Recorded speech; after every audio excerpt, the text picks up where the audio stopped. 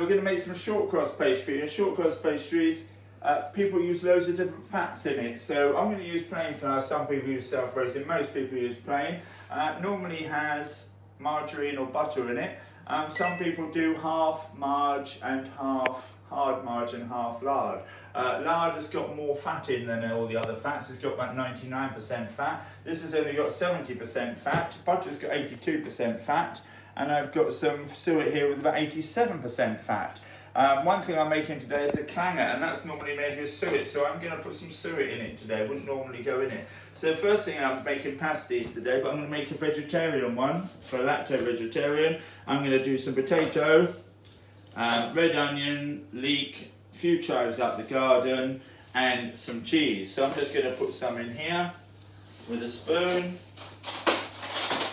So I'm just going to use half the potato here. I'm not going to make too much. So the potato, you can just put cheese and onion in it without it, but I'm just going to put, and I'm going to use the skins for something. I don't know, you can deep fry these and put sour cream and chives in. So I've got some of that in here. I'm only going to put about half an onion in, if that. Put it one way so it doesn't fall apart. Then cut it the other way, reasonably small. So now I've got leek, which is weird. Now you don't need to cook leek, believe it or not. Years ago I worked somewhere, and one of their favourite fillings for their rolls, I'm going to keep that bit for later, but I'm only going to use this bit here. So I'm going to cut it up, and if it's really dirty, sometimes you have to make sure it's not dirty here. I'm going to cut it this way.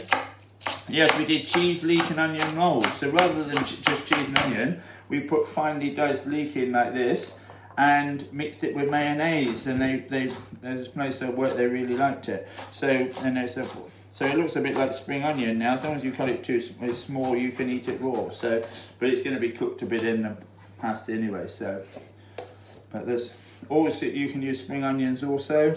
I've got some spring onions there, but I'm not going to use them. I'm just going to show you to use the leek. Leek works out far cheaper than spring onions, but of course once it cuts like this, it looks like spring onion. Once it's mixed with something like the potato, it's really good. So as you can see, nice and fine. Now I've got some chives. Now I don't need chives, but I've got some out the garden, nice and cheap. Obviously they're free out the garden. So when you cut these in half. Then I'm cutting more at the same time. And these will get a bit of a flavour as well. And I'm going to put just some normal cheddar cheese in, nothing fancy. So that goes in here. A little bit of grated cheese, probably about half of this. Mix it up with a spoon, and that's the filling for the vegetarian. So anybody, obviously if you're a vegan, you'd have to fill it with, you can maybe make some vegetable curry. That would be quite good, be a bit like a vegetable samosa then, if you did that. So in here, that's it. That's ready to go in. So now I'm going to make meat ones. Okay, so normal pasta. Oh, we've got some mince here, which is unusual, because it's labelled as 20%, which all mince has to be under 20% by law. Used to be, they've changed the law not too long ago, has to be under 7% to be lean now. But this one's 20%, and I'm surprised they're advertising it on there. My son has never, I've got some corned beef here. So in this corona lockdown, this one's got the year 2023. Now I haven't had corned beef for a while, but years and years ago, and this one's got 2021 on, so even though it's an old label, and I've had it for quite a while. And it's a weird thing, you should put it in the fridge first before you open it, otherwise it's too soft, and you'll be very careful here, because it's quite sharp. Now to get this bit out of here, it doesn't come out easily, because it's stuck in there. So you can do a few things that push it down. Now when I was in the Navy years ago, we just opened this on the tin opener, opened this end and opened the other end and pushed it in. We had big tins, they were 6-pound tins, and big 11-pound tins of ham. And in the Navy they have a lot of corned beef, because when a ship goes to sea they normally carry at least 3 months food, and tin stuff was good for an emergency. You could just chop this up and heat it up and serve it with something. We used to make corned beef hash, this mixed with baked beans, maybe some tin potatoes as well. And another place I worked, they made corned beef hash a different way. They did mashed potato and onion and mixed it with it, but corned beef and the hash in the Navy. So in this one here, you normally slice it. As you can see, actually it looks very fatty, and my wife doesn't like this. She always thinks it's fatty, but it says on the tin it's only got 14%, less than the minced beef, which is quite amazing. So when you have it in a sandwich, you just slice it, and this hasn't been in the fridge that long, but you do need to put it in the fridge. So this is corned beef, As you can see, I'm just going to put that enough here. So I'm going to use that for something else. I could freeze it, but I quite like it. I think it goes quite well with pickle, actually. I don't know why. So my son's going to taste this later by itself and see if he likes it. But I do like it with pickle.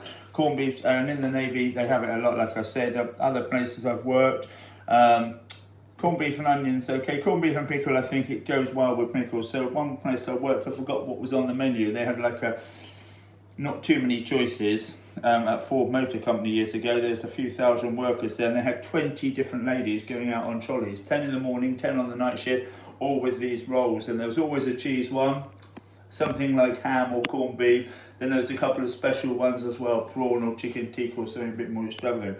So then I've got the rest of the potato here. So I'm going to scoop this bit out, mix it with a bit of potato. So I'm going to make some corned beef, normal minced beef ones obviously, but to just show you that you can use the corned beef up. Good emergency thing to have in the cupboard, especially if the freezers suddenly break or something. And they've got a long life, 2023, 4 years, and I've had that. Don't know how long I've had it for. You can just mash it up a bit with a spoon or a fork.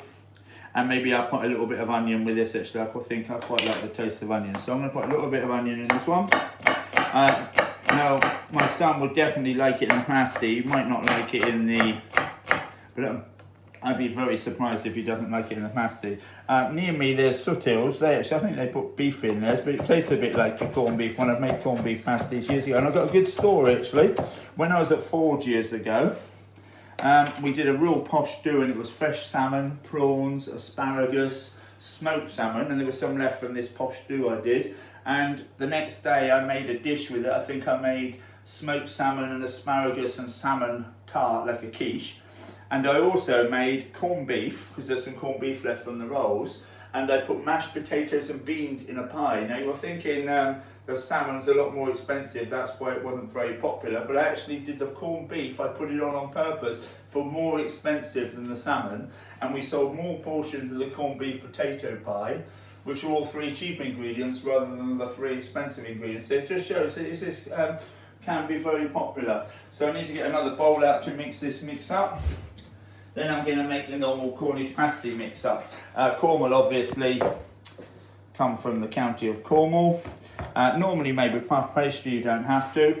Don't normally have carrot in it. I've actually got carrot here. Doesn't normally, most recipes you look doesn't have carrot in, but I'm going to be putting some carrot in soon. I've got one left.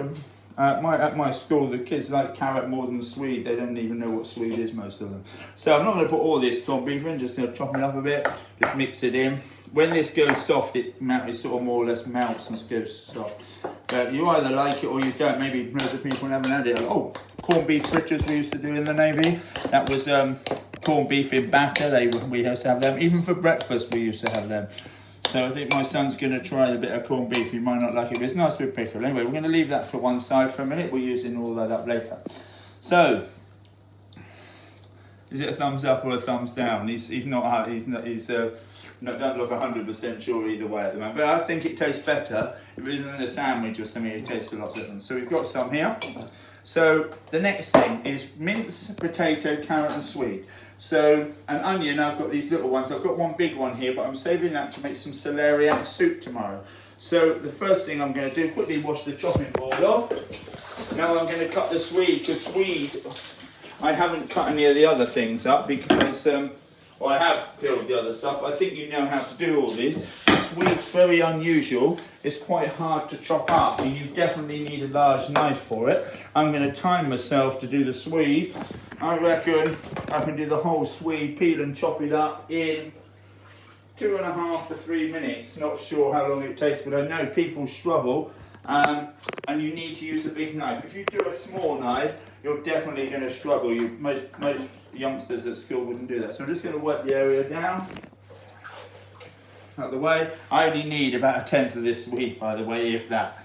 But I'm just going to show you this because this is a bit of an unusual thing. So this is great. I love swede, mashed swede. We have this at least once a week. So I'm going to time myself here. Go. So first thing, cut it in half. I'm going to peel it afterwards, which is a bit unusual. Cut the end off. Cut this into bits like this. But I'm not going to dice it all up. I'm going to save one bit. So I'm going to dice it all. Just going to chop that bit off, that bit we don't need, and that bit we don't need. Chop it up. So I'm using 2 hands. You can see here I'm using 2 hands, which makes it a lot different. Then peel it with a small knife. And we're going to put all the vegetables in raw, so they do need to be chopped reasonably small. I'm going to show you a good trick how to chop them small, because there's a good little tip for this once I peel these. But we're only going to use 1 bit of Swede actually, and the rest I'm just going to mash it up to have with the Cornish pasties. And my wife, one of her favourite things, mashed Swede, definitely done with a hand blender. So we've only had just over a minute, nearly peeled it in the minute, but I've cut it up first, which makes it a lot easier, I think. You don't do this with a potato peeler, by the way. Potato peelers are good for potatoes and carrots and stuff, but definitely not this. You need to take the thicker skin off. So be 115. Then I'm saving that bit for the pasties, and the rest is going to get diced up. So if I was to do it for mash, I cut it about, this is just over an inch centimetre dice. This bit's quite thick, so I can cut that in half.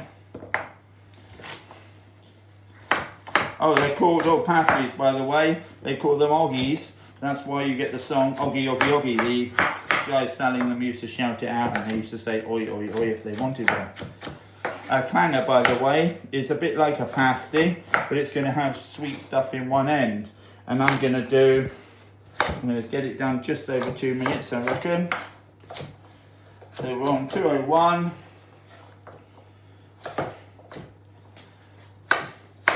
And that's that.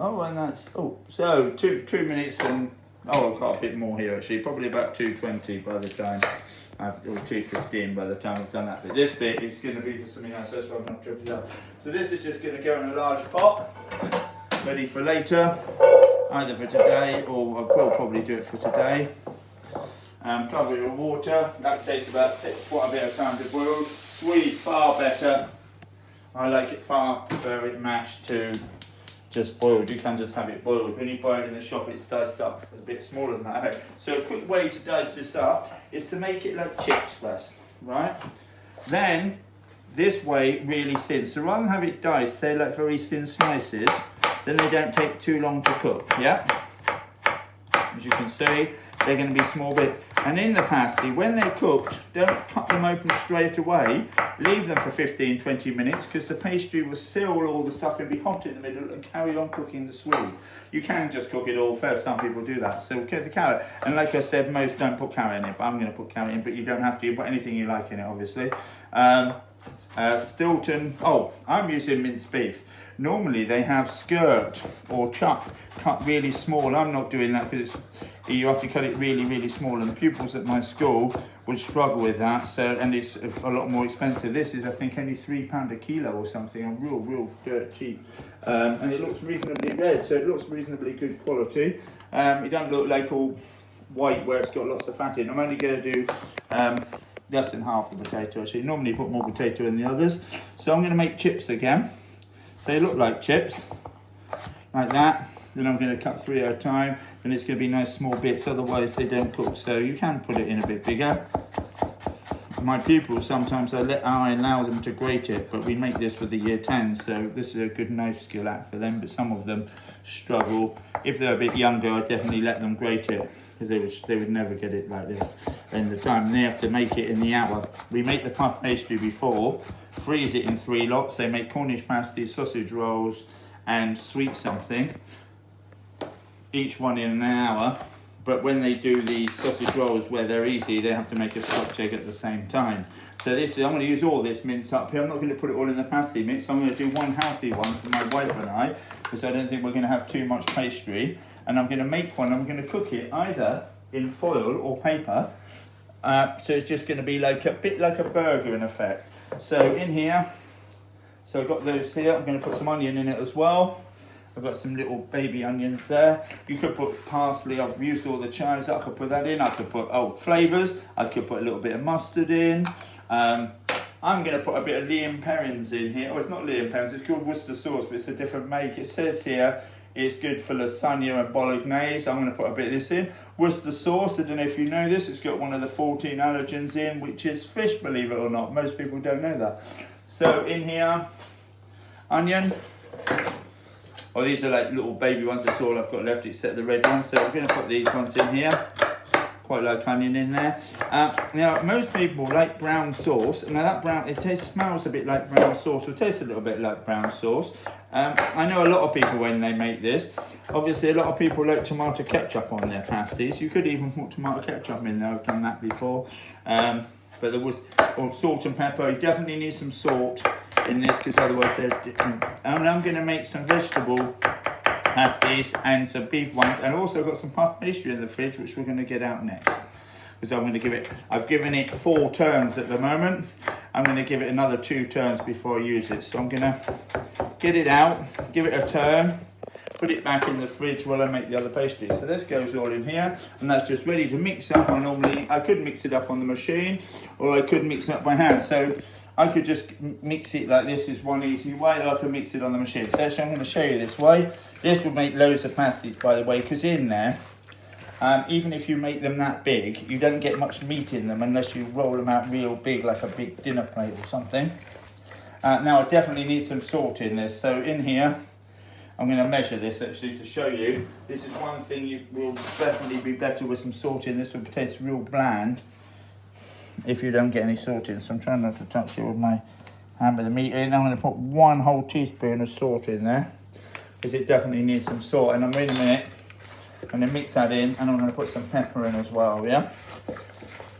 As you can see, there's quite a lot of meat content here. You could put a lot more potato in there actually. Maybe I'll put the rest of the potato in, because actually I'm going to put the rest of the potato in. Normally you have a similar amount of potato as meat, but depends how much you want. And obviously different flavours, or you could spice it.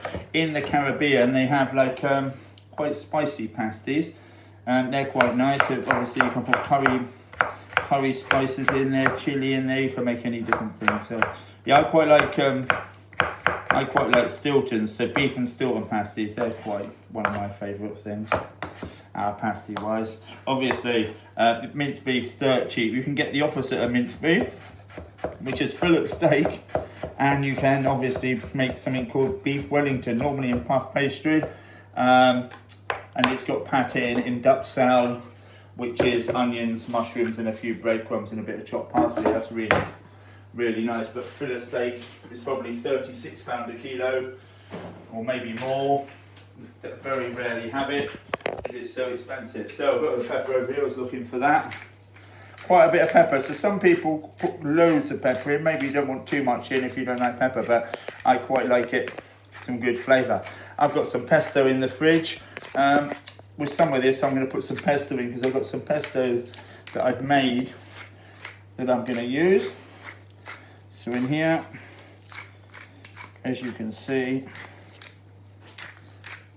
loads and loads of pepper. So I'm going to move the chopping board now. Get rid of all the rubbish to give myself a bit of space. So I've got all the swede here. So I've got a recycle thing here, which goes in my compost bin. Put all the swede bits in there. Move the timer, thank you. Move all that there. Wipe the side off. Then I've got some room to roll the pastry out. So pasties, you can either make them look like dinosaurs, or you can make them look like the Gangsters one, which I'll show you how to do the crimping for that. In there. Now we're going to make pastry. This only takes literally a couple of minutes.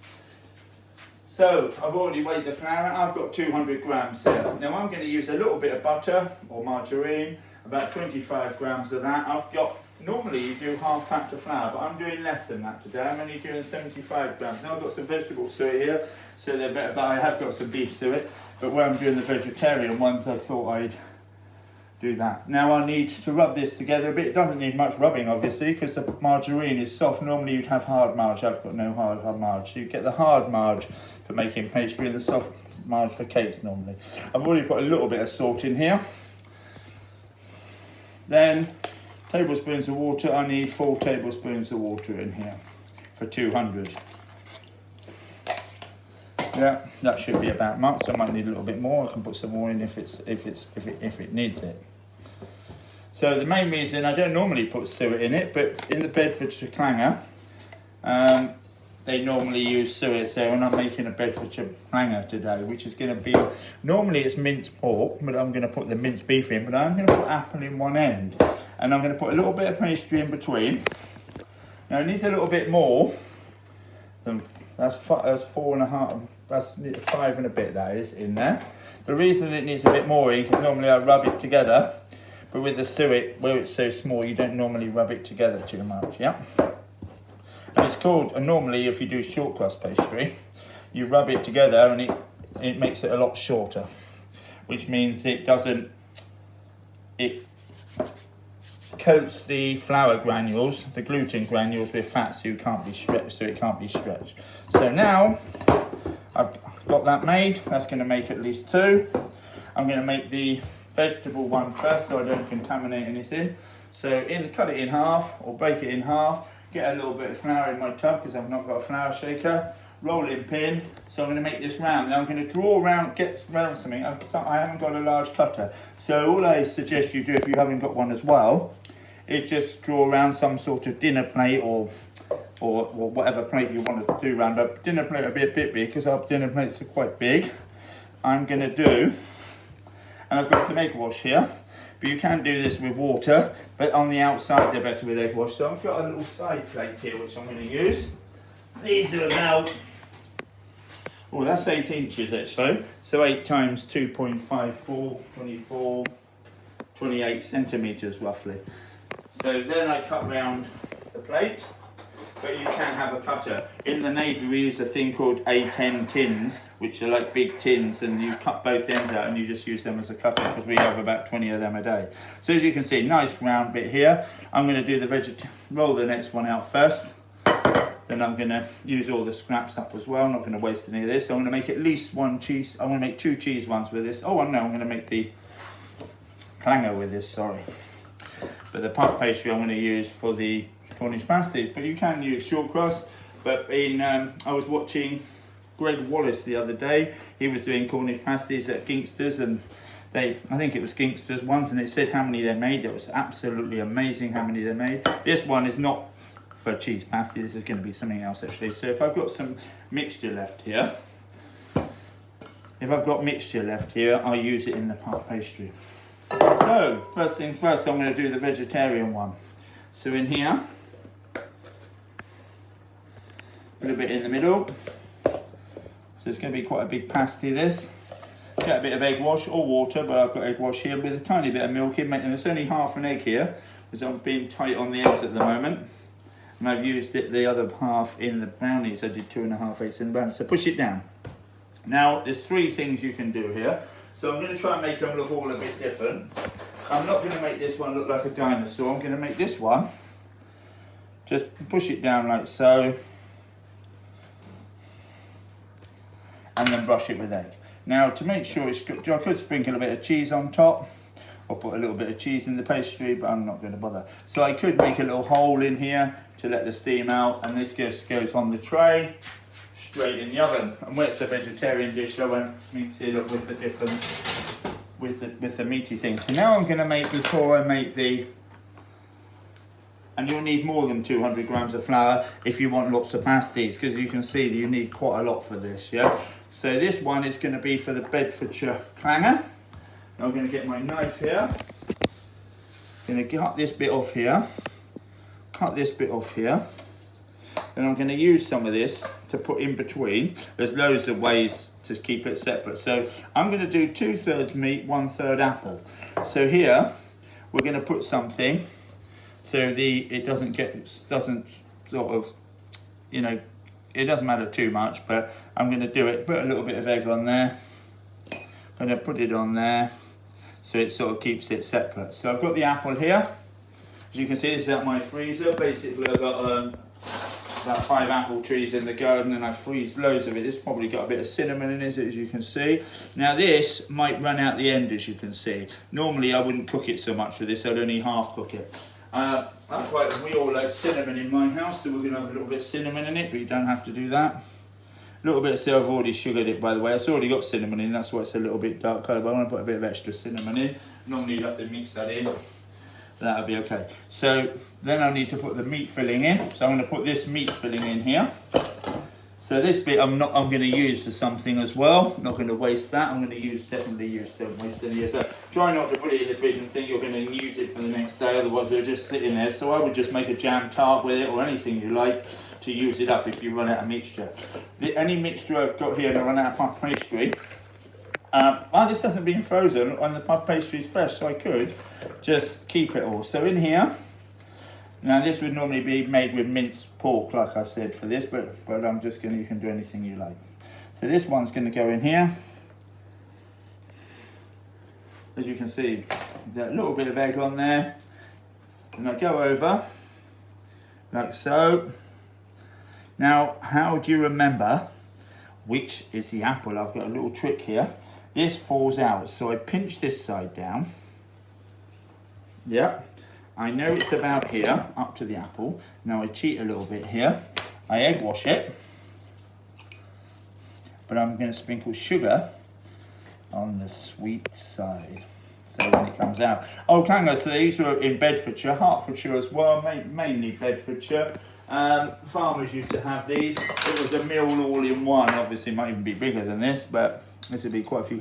So sugar on here, and I could even make it different to make it look a little bit different by putting some other little slits in it, or slits with the back of the knife, just to do it. So I could do anything I like here to make it look a bit different, but obviously you can see the meat's at this end, and that's done. So that just goes on the tray ready to go in the oven.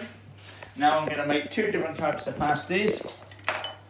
So maybe scrape some of this stuff off here. I'm not worried about a bit of apple going in the pasty, so that'll be okay. Now I've got that bit which I'm going to use up. Now I've got some pastry in here. This has had 4 turns. I made this earlier, and I've put that on a separate video. It might be on this one if I put it all together.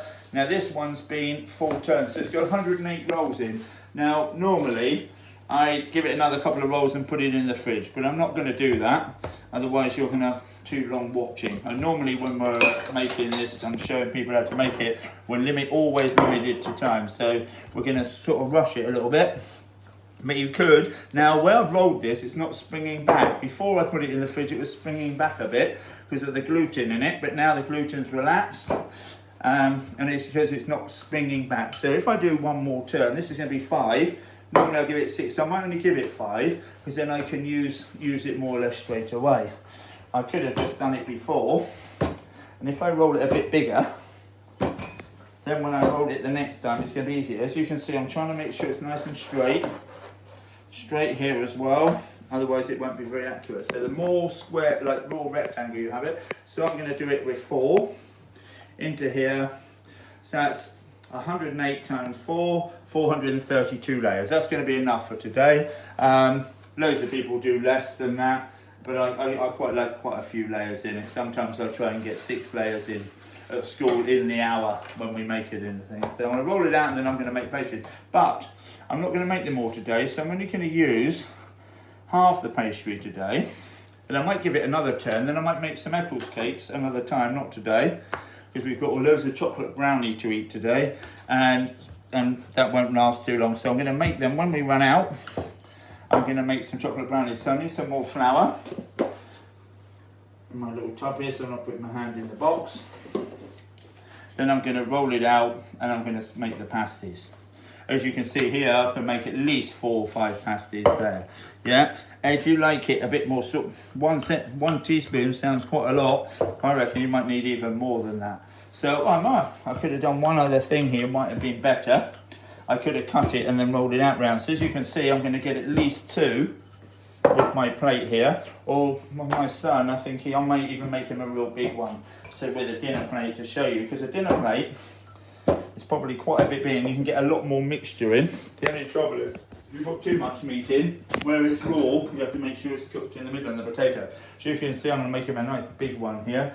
I'm going to have one actually. I wasn't going to have one, but I think maybe I could have a small one and maybe roll it a bit thinner for me.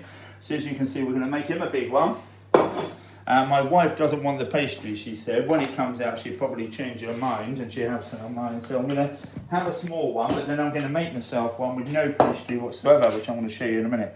So in here, so you've got one big, and you can make any size ones. You can make little cocktail ones if you're doing a dinner party. When you do these as well, don't screw this into a ball. You should be folding it so you keep the layers. So you should be folding it like so, rather than screwing it up. If you made square pasties, use the square bit like a triangle. That's the other thing you can do. Is if I had it square and made it in a triangle, then you don't get any wastage. So as you can see, this is a nice big one here. And not that much difference in size actually, even though that makes you think they'd be a lot bigger. Oh, we're going to make a Cornish pasty actually. I forgot about this here. We're going to actually, we'll see. I'm going to make a corned beef one with this bit here. And as you can see, it needed a lot more. With this, you can make it really cheap by putting a lot more potato filling in it. Egg wash this one. So I'm going to make this one looking like a dinosaur. And this one here looking like the gangsters, as you can see, which I'm going to show you. So this one here, push it round like so. Now this is, when I mean a dinosaur, it looks a bit like a stegosaurus. So we push it like so. This isn't probably look as good as the other ones, but these are like an old-fashioned way of doing them, so I thought I'd show you that. And maybe a little bit more filling so it's a bit rounder. So that's the corned beef one, and this is going to be the normal meat one. So you put this in here. So I'm going to try and put some of this potato in, because there's loads of potato in here. So you can put, where it's bigger, you can get more blocks of meat in here.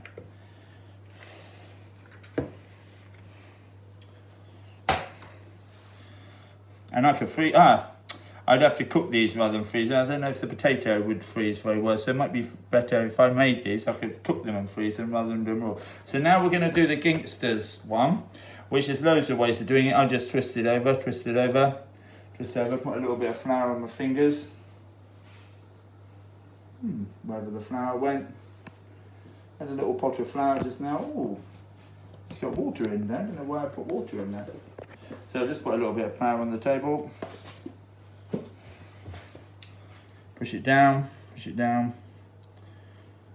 As you see, once this is cooked, it will look like the pasty, so a bit like the gangsters one. Turn it round like that, as look, I see lovely big pasty there, look at that. I might even weigh that when it's cooked. As you can see, that's a big old pasty, far heavier.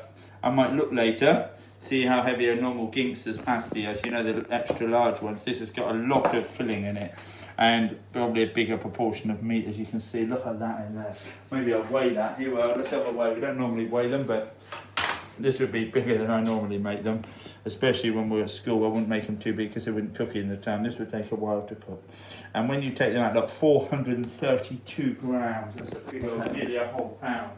So, and that's it, thank you. Oh, when I'll egg wash this one. This is the corned beef one. So there's 4 different things I've done there. Savoury with puff pastry. Thank you. Hi, this is this week's challenge, making either sausage rolls or Cornish pasties. Here you can see we've made one with corned beef and potato. Here we've made the Bedfordshire Clanger. And as you can see, I remember which one's the sweet end, because this has got the sugar on it, and this has got the minced beef, normally minced pork. So it's about here. We're going to cut through, that's roughly where it is. We're going to have a look, see if we're about right. And we've cut through the pastry, which is good because that was the apple bit in there. So the apple bit's in there, the meat bit's in here. So let me just cut this up. So if you're making a sausage roll, you'd make it like the clanger here. So as you can see, we've got it all in there. The clanger, and then the pasty here, nice big pasty. Oh, this is the cheese one, the cheese pasty here. For the vegetarians, can make cheese and onion, as you can see, cheese, onion, leek, red onion in there. And then we've got the big Cornish pasty here. Nice big Cornish pasty here, look at that, look at that. I probed it in the middle to make sure they were cooked. And here we've got the one with this is a very low carb one. So this with I've cooked it in the paper, cordon pot. We've got some vegetables all boiled up here with tomatoes. So this is a real healthy one here. So we're going to put a few spoonfuls of vegetables on. There's parsnips, cabbage. No fat in there whatsoever, so real healthy. Obviously there's some fat in here. So we can either just cut this in half and put it on top. And this is a real healthy one. And there's some extra sauce and everything to go on top if you want it. Okay, thank you.